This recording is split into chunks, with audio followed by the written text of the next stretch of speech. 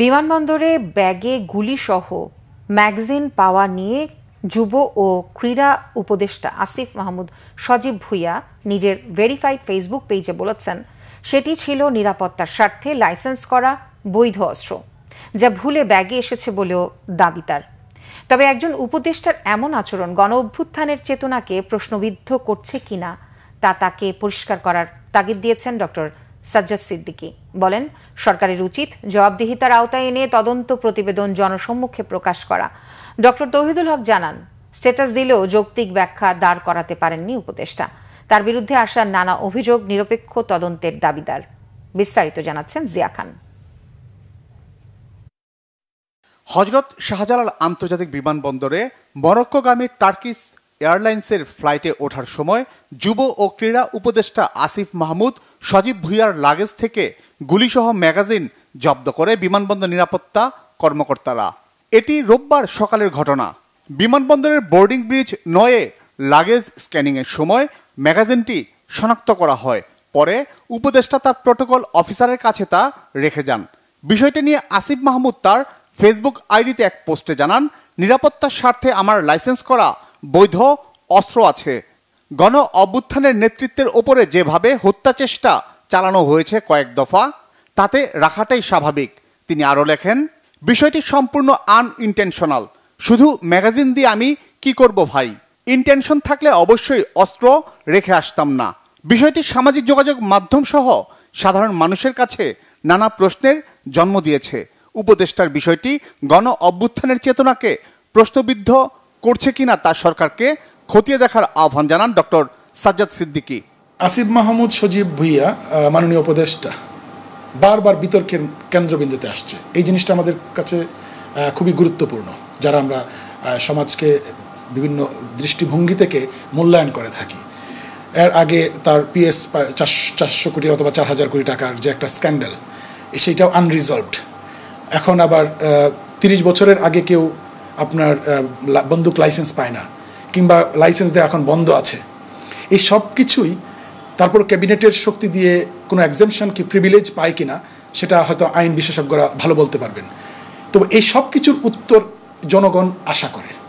শুধু public Apology উনি যেটা করেছেন সেই ব্যাপারটা আমরা স্বাগত জানাই, কিন্তু ওনাকে বারবার কেন উনি প্রশ্নের সম্মুখীন হচ্ছেন, এই ধরনের বিতর্কের মধ্যে পড়ছেন। এর ফলে এই যে আমাদের জুলাই অগাস্ট যে গণ অভ্যুত্থানের যে স্পিরিট, সেই স্পিরিটকে প্রশ্নবিদ্ধ করছে কিনা সেটাও আমাদেরকে বারবার ভাবাচ্ছে।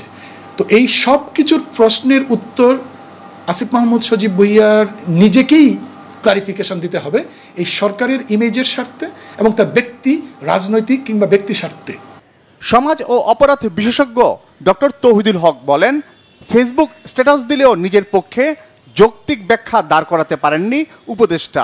কোনো যৌক্তিক ব্যাখ্যা তার কাছে নাই, এবং কারণটা হলো এক হলো তার বয়স এবং অনেক দিন মানে কয়েক বছর ধরে বৈধ লাইসেন্স দেওয়া বন্ধ। তাহলে তিনি যে লাইসেন্সটা নিলেন কিসের প্রভাব খাটিয়ে নিলেন? ক্ষমতার প্রভাব খাটিয়ে তিনি নিয়েছেন, তাহলে সেটি তো আসলে তার শপথের সাথে সাংঘর্ষিক। তিনি এটা কেন করবেন? তার নিরাপত্তার জন্য তার তো প্রোটোকল আছে। এই পদের একজন উপদেষ্টার নিরাপত্তার জন্য তো তার প্রোটোকল আছে। এরপরও যদি তার ব্যক্তিগত নিরাপত্তার জন্য তিনি যদি নিজে অস্ত্র রাখতে চান, তারও একটা নির্দিষ্ট প্রক্রিয়া আছে, সেটি আবেদন করা, এরকম কোনো প্রক্রিয়ার কথাই তো আমরা জানি না। তো হঠাৎ করে তার কাছে এই অস্ত্রের যে উপস্থিতি বা তার কাছ থেকে যে পাওয়া গেল, সেটি তো মানুষের মধ্যে নানা ধরনের সন্দেহ তৈরি করবে, এবং সন্দেহ বা তৈরি হওয়াটা খুবই স্বাভাবিক।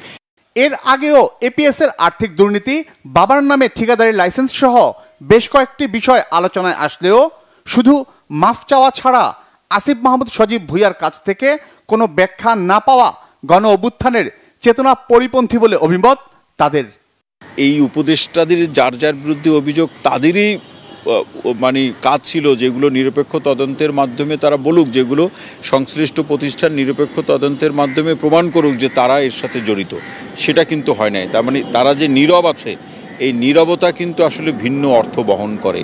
তো এই যে বারবার সরি বলা, তার যে ইমেজ এবং সরকারের ইমেজ, এই দুটোকেই ক্ষতিগ্রস্ত করছে।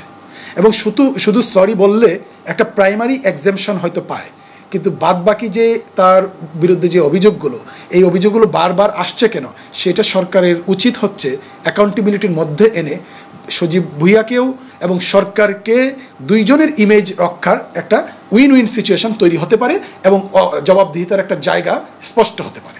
যে কোনো মূল্যে গণ অভ্যুত্থানের চেতনা ধরে রাখার দায়িত্ব এই সরকারকেই নিতে হবে, অভিমত বিশেষজ্ঞদের। জিয়া খান, বাংলা ভিশন, ঢাকা।